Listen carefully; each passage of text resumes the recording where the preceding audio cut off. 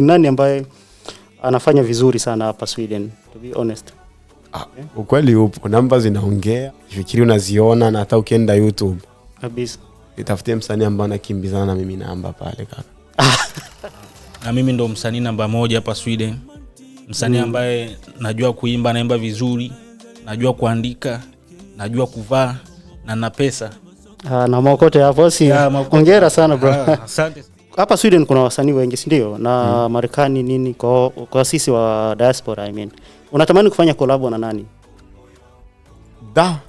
Au unaweza kunichagulia list ya wasanii 3 au 4 hivi ambao unatamani kufanya nao collab?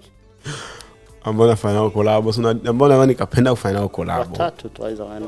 Unaweza kuchukua hata Afrika pia kama yupo. Tuenda hapo Afrika hivyo. Hivyo namwacha fundi wa muziki Nyagoman. Naenda tunachukua Bin Justin.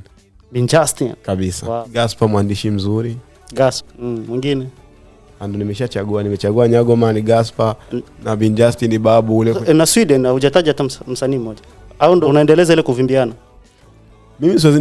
Mimi namvimbia mtu kama ananivimbia. Si wageni.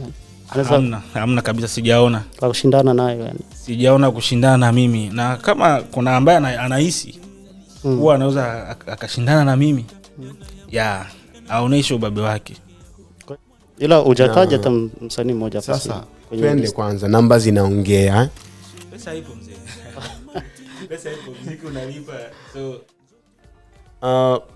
kwa kweli kwa hizi ambazo nimeposti hamna, ila hii ambayo naelekea kuposti hapa ni 2000 ya crown. Sasa imewaka jinomo. Hii ni ya kijanja, yani hauna hawaelewi. Au sio? Hii hapa 7000 mzee. Imeenda 7000 mzee. Tazama crown, so ni kama $700 fulani hivi. Imekaa kwenye 700 fulani hivi na uche.